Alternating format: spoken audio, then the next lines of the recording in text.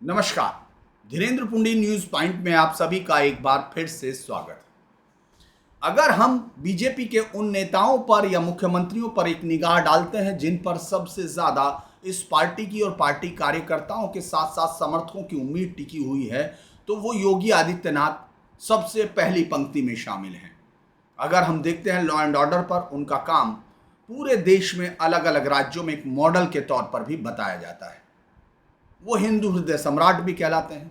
लेकिन कुछ चीज़ें ऐसी हैं जो लगता है कि 2027 के इलेक्शन के वक्त उनके सामने कुछ सवाल ज़रूर खड़े करेंगी।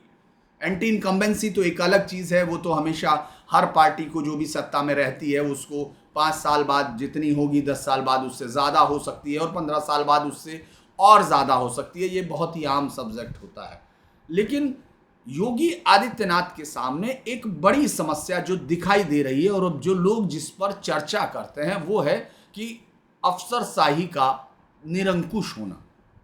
उनके यहाँ ये कहा जा रहा है, आजकल अगर आप देखेंगे सबसे ज़्यादा अगर किसी किस्म के आरोप इस सरकार पर लग रहे हैं तो उसमें जो सबसे बड़ा जो जनता के बीच में ये कहा जा रहा चर्चा का विषय है कि किस तरह से इस सरकार में अब अफसर जो हैं मनमानी कर रहे हैं, यहाँ तक कि उससे कई बार सरकार को भी परेशानी होने लगी। अच्छा, ये बातचीत जब चल रही थी तब मुझे लगता है कि उस समय शुरुआत में ज़रूर योगी आदित्यनाथ तक ये खबर नहीं पहुंची होगी, लेकिन अब ये लगातार खबर जो है वहां तक पहुंच रही है। लिहाजा उन्होंने इसमें कुछ कंट्रोल करना शुरू किया है। लेकिन हाल फिलहाल के अगर आप फैसले देखते हैं तो आपको लगता है कि जैसे इसमें जनप्रतिनिधियों से ज़्यादा जो परेशानियों का बायस है वो ब्यूरोक्रेसी की अनियंत्रित जो सत्ता है उसका है।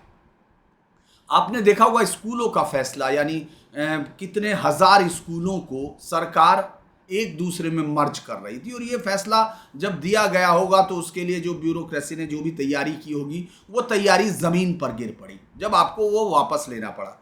और इस सरकार को इससे काफ़ी फजीयत हुई और मुझे लगता है कि अलग अलग जहाँ जहाँ जिन जिन जगह पर ये स्कूल बंद हुए होंगे या जिनको बंद करके दोबारा खोलने की बात की गई, वहाँ भले ही उसका वोट पर असर ना पड़े लेकिन लोगों के मन में जो असर ज़रूर पड़ता है कि आखिर ये चल क्या रहा। एक सरकार जिससे ये उम्मीद की जा रही है कि वो जनहितैषी हो, उसको किस तरह से अफसरशाही अपने कंट्रोल में कर सकती है और फिर आप वापस लेते हैं। और इस सब में आपने देखा होगा पीडीए या तमाम चीज़ों के स्कूल के नाम पर समाजवादी पार्टी ने उस पर अग्रता लेने की कोशिश की। अभी तो ऐसे नहीं दिख रहा, लेकिन एक और बड़ा फैसला आप देखिए जिसमें अब समाजवादी पार्टी कोर्ट में जाएगी या अखिलेश यादव ने कहा कि कोर्ट उस पर संज्ञान ले।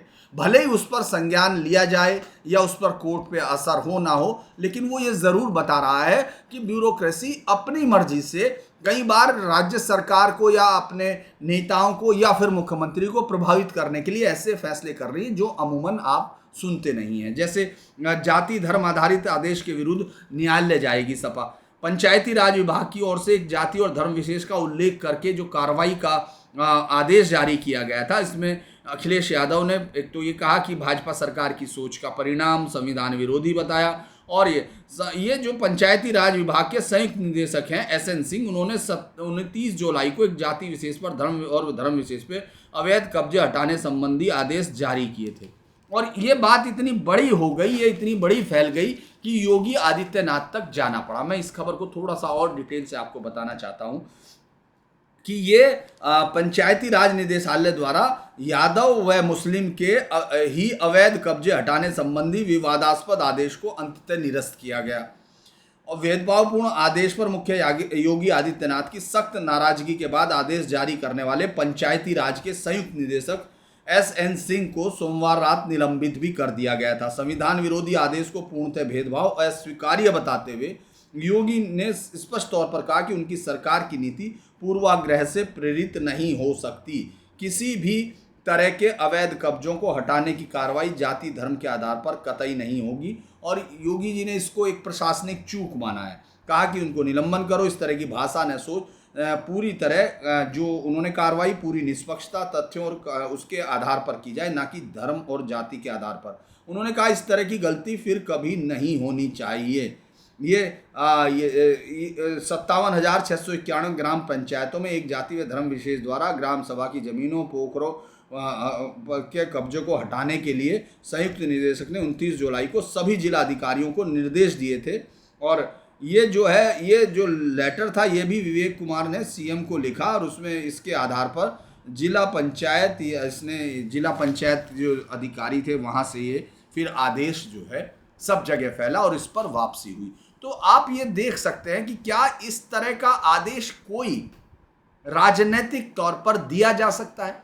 क्या इसके कोई सीधे तौर पर आपको लगता है कि जब हम लोग देश की बात करते हैं, संविधान की करते हैं, तो इस तरह के आदेश, क्योंकि योगी आदित्यनाथ की जो एक छवि है वो कड़क प्रशासक की है। अगर अधिकारियों के इस तरह के, और ये एक दो नहीं है, इसके साथ बहुत सारे मामले, इससे ज़्यादा आप ये देखेंगे कि एक एक्सटेंशन पर एक्सटेंशन का मामला हुआ, उससे सवाल उठने शुरू हुए कि किस किस अधिकारी को, क्योंकि अधिकारी जब सिलेक्शन होते हैं आप उनके, अगर वो आपको पसंद नहीं है ये हो सकता है, लेकिन वो सरकार की नीतियां पालन ना करें, ऐसा बहुत कम होता है जब किसी अधिकारी को उस तरह की पोजीशन दी जाती है। सरकार इसमें इस समय दूसरा कार्यकाल कर रही है, दूसरे कार्यकाल के 2.5 साल गुजर चुके हैं, गुजरने वाले हैं, अगर हम लोग 22 से देखें, बल्कि गुजर चुके अगर उस तरह देखें तो। ये 7.5 साल के समय में अधिकारियों को लेके अभी तक जो एक्सटेंशन की कोशिश है, बल्कि ये तक माना गया कि अभी मनोज कुमार सिंह के एक्सटेंशन की उन्होंने फिर कोशिश की और वो कामयाब नहीं हुई। इसके अलावा अगर आप देखते हैं पुलिस, चाहे वो पुलिस अधिकारियों की डीजीपी की हो, कि उसके लिए उन्हें अपने पसंदीदा अधिकारियों को कार्यवाहक डीजी के तौर पर रखना पड़ा।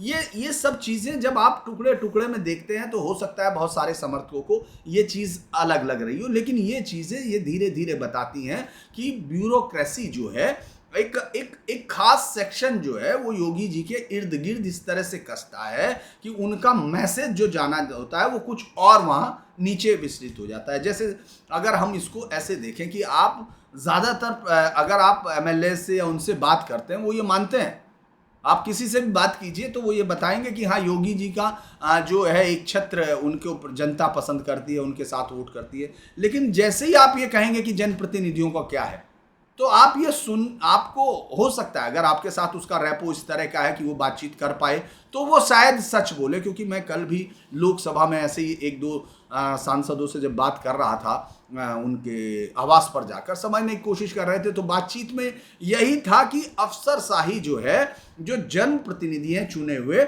उनकी तरफ ध्यान नहीं देती है। ये कई बार हो चुका।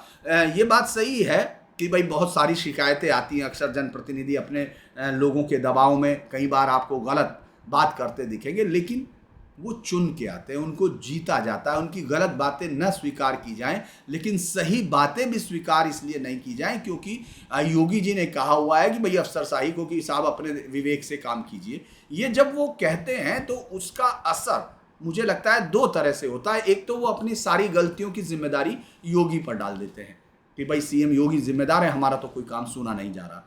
और दूसरा, जनता के अंदर एक किस्म का असंतोष पैदा होता है क्योंकि चुनाव में वोट मांगने जनप्रतिनिधि को ही जाना पड़ता है।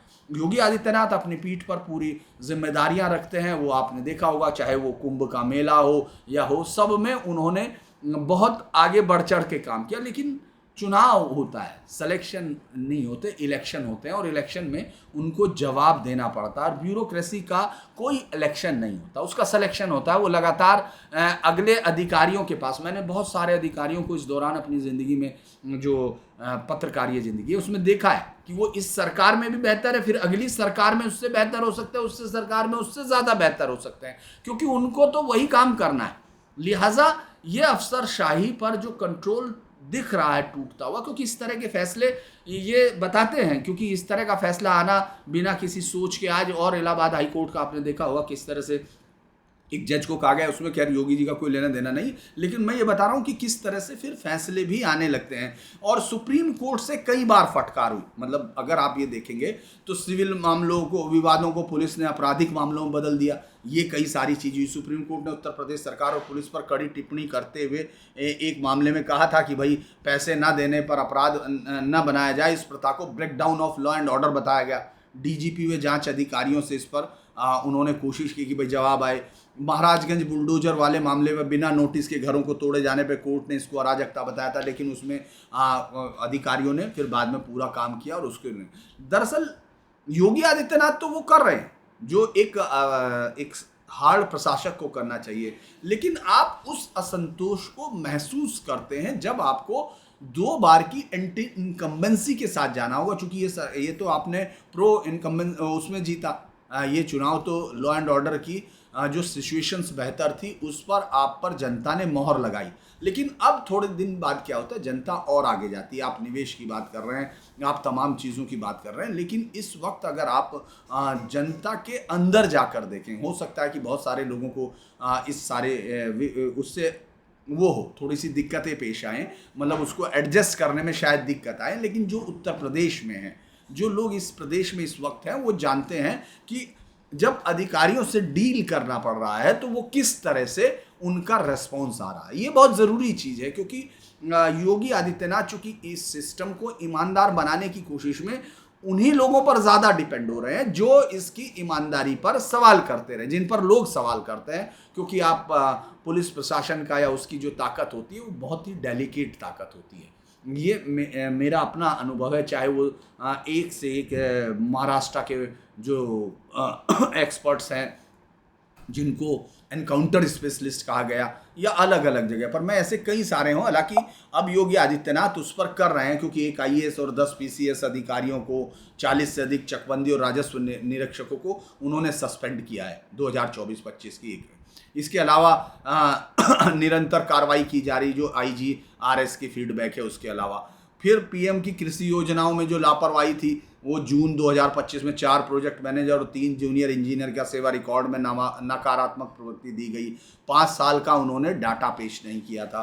लेकिन ये जीएसटी में 2 अधिकारियों को आपने देखा मुजफ्फरनगर में धमकाते हुए, उनको सस्पेंड किया गया। फिर यूपी अर्बन डेवलपमेंट में गड़बड़ियां हैं, उन पर एक इंजीनियर को ट्रांसफ़र किया गया, जांच जारी है, और अनुपस्थित टीचरों पर भी काफ़ी कार्रवाई हुई। लेकिन अगर योजनाओं पर और उस पर अधिकारियों का शिकंजा इस तरह कसता है तो मुझे लगता है कि एक जनप्रतिनिधि को दिक्कतें पेश आती हैं। तो माफ कीजिए, 2027 का इलेक्शन सिर्फ और सिर्फ इस पर नहीं लड़ा जाएगा कि लॉ एंड ऑर्डर किस तरह का था, या योगी आदित्यनाथ ने एंटी जो अपीसमेंट पॉलिसीज़ हैं, जो अपीसमेंट की पॉलिसीज़ हैं, उनको कैसे। उसके साथ साथ ये भी होगा कि जनता का संतुष्टि का लेवल क्या है, जनता को जो पहुंच रहा है, जन की जो सूचनाएं हैं, क्या उसमें अधिकारियों से के साथ साथ जन प्रतिनिधियों की भागीदारी है या नहीं। तो ये एक बड़ा खतरा हो सकता है, क्योंकि अभी चुनाव का समय आने वाला है, उसमें टाइम लगेगा। लेकिन ये एक आदेश मैंने देखा, उस पर मुझे लगा कि ये आदेश उस प्रक्रिया में, और बहुत सारे लोगों से अगर आप बात करेंगे, इसको कोई योगी विरोधी एजेंडा या तमाम उसके बारे में बहुत सारे लोग सोच सकते हैं, ऐसा उनको लगेगा कि साहब ये तो सीएम साहब पे सवाल। ये सीएम पर सवाल नहीं, उठाने का सवाल नहीं है। सवाल ये है कि 2027 की जब चुनाव की तैयारियां बीजेपी करेगी और योगी आदित्यनाथ उसके सबसे बड़े चेहरे होंगे, तो उनके पक्ष विपक्ष दोनों पर लोग बात करेंगे, तो उस वक्त अभी उनकी इंटीग्रिटी पर कोई सवाल नहीं उठा सकता। यानी वो उत्तर प्रदेश के एक ऐसे नेता हैं जिनके कम से कम उनकी जो पर्सनल इंटीग्रिटी है, जो उनकी ऑनेस्टी है, उस पर आज तक आपने एक भी सवाल इतने सालों में नहीं सुना होगा, जो एक बहुत ही बड़ी बात है इस राजनीति में। लेकिन लगातार आप ये भी सुन रहे होंगे कि ब्यूरोक्रेसी इस पूरे मसले में ताकतवर होती जाती है और ज़्यादा डिपेंडेंसी उन पर दिखती है, और वो फिर इस तरह के फैसले आते हैं। जिस तरह के फैसले हम लोग देख रहे हैं, ये बहुत सारी चीज़ें उस पर आई है। मुझे लगता है कि इस पर शायद आने वाले समय में, चूंकि मैंने बताया आपको, ऐसे कारण भी बताए कि जिन पर एक्शन लिया जा रहा है, लेकिन ये इस तरह का मामला कि सिर्फ यादव और मुस्लिम ही कब्जे करते हैं और ये सब करते हैं, तो ये इस तरह के मामले हैं जो कुछ लोग योगी जी की नज़र में चढ़ने के लिए या फिर जनप्रतिनिधियों से बिल्कुल अलग रहने के चलते इस तरह के फैसले होते हैं। मुझे लगता है कि ये वीडियो थोड़ा सा आपको वो लगेगा, लेकिन मुझे लगता है 2027 के लिए जो मुद्दे हवा में होंगे, जिन मुद्दों पर बात होगी, उनमें से एक मुद्दा ये है। इसको आप, मुझे जितने लोगों को ये अच्छा लगे उसको लाइक करें, सब्सक्राइब करें, शेयर करें और हमारे वीडियो को देखते रहें। नमस्कार।